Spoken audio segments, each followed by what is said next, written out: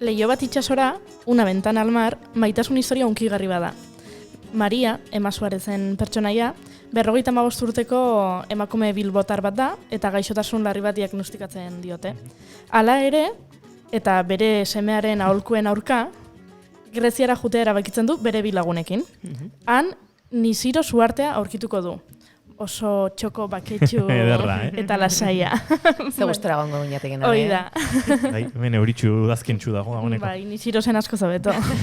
Eta uhartea arakatzen nahi dan bitartean, eta hango altxorrak bilatzen, Estefanos ezagutuko du. Eta hartaz maite mintzen da, ustekabe batean. Leiho bat itsasora, azken aukerei, galerari eta heriotzari beldurrik gabe aurre egiteko moduari buruzko istorio itxaropentsua da.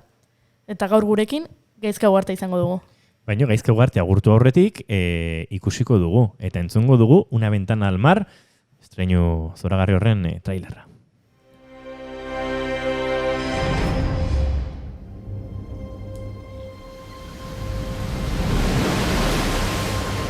Chicas, creo que deberíamos anular lo del viaje a Grecia. Me hacía ilusión, pero tal y como están las cosas...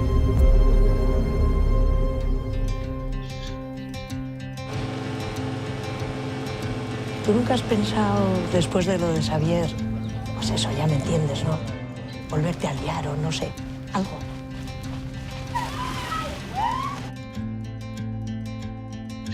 Hey, chica, ¿cómo te llamas? María. Stefanos. Si quieres, puedo enseñarte sitios bonitos de isla. Me encanta este sitio, no sé. Me hace sentir bien. Tú quieres a mi madre, ¿verdad? Sí, la quiero mucho. Si eso es cierto, tienes que decirle que vuelva a Bilbao. A veces pienso, conforme pasan los años, pues que la vida, en lugar de ir sumando cosas, va restando. Supongo que nadie tiene la vida que imagina cuando es joven. ¿Tú crees? Pues no sé. A lo mejor otros sí la tienen. ¿Quiénes? No sé. Los que se atreven.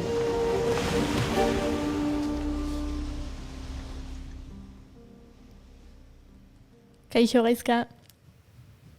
Entzuten diguzu? Atxaldeon. Arratsaldeon. Bueno, nik esan behar dut, udara honetan joateko nintzela Greziara, eta koronavirusan asuntoangatik hegaldiak kantzelatu zizkidaten, eta enitzan jun, baina pelikulai esker sentitu naiz pixkat. Zertxo baitez, bidaiatu. Urbilago, Hoi da, Grezian. 2 urte pasa dira filma grabatu zenutenetik, Emma Suarezek atzo esan zuen, rodaje guztiaz goatzen dela atzo izan balitz bezala. Zuk ere sentsazio daukazu? Bai, hala da, ez. Pasatu dira ia 2 urte grabatu genuenetik, baina, atzo ikusi nuen pelikula eta zetorkin guzti sentsazio asko, eta, pixkat bidaiatu nun, ez, berriro Greziara. Guk ere egin dugu, bidaiatxo hori zuei esker egin dugu, eta tira ez dakit. Lan gogoarek endu digu pixka. Bai, gehiagi lasaitu geha horregian. Konta eguzu pixka nola izan zen han grabaketa. Uste dut hilabete egon zinetela bertan, ez da, irla hartan? Bai,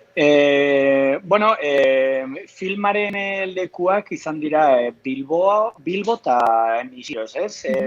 Lehenengo parte, filman lehenengo partea da Bilbo ateratzen da, eta gero dator Grezia guzti hori, ez? Baina gu grabatu genuen aldrebesa, ez? Lehenengo partea juinen Nisirosera grabaketak egitera, eta egon ginen hilabete batera, Nisiros eta Atenas. Eta Nisiros, zan behar dut, zeren, Nisiros Greziako irla txiki bat da, ez? Eta dago hegoaldean, Turkia alboan, eta ez da bat ere turistikoa, ez? Eta oso irla berezia da, ez? Beraz, eta irla xumea. Eta uste dute hor da hola bere edertasuna, ez?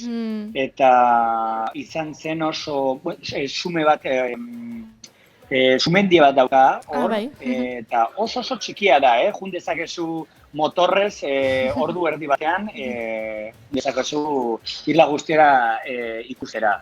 Eta izan zen, pasa bat, oso polita eta jendea oso, hurbiltasun hori, nabariten zen, Agian saioren bat, handik, Juri, ez legoke gaizki, ez da? Bai, Inigo? Zin bardu, araño junez. Bueno, ez, hola hain jende atxeina baldin badago zeo zetapatuko deu. Ja, eta igual mikrofono bakarrakin eta hola txandaka. nahikoa, hainbeste traste eta hainbeste... Bai, hombre, noski baiet. Vale, baina igual, eguraldi hona ingo duan adidez abenduan, ez da gil Greziain... Zuek noiz izan zenuten rodajea, izka? Batzutan edertasuna ez doa eskutik. Eguraldiarekin.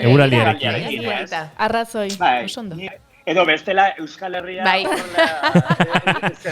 Eta oso ederra da. Ala beharrez ikasi dugu hori, egia da.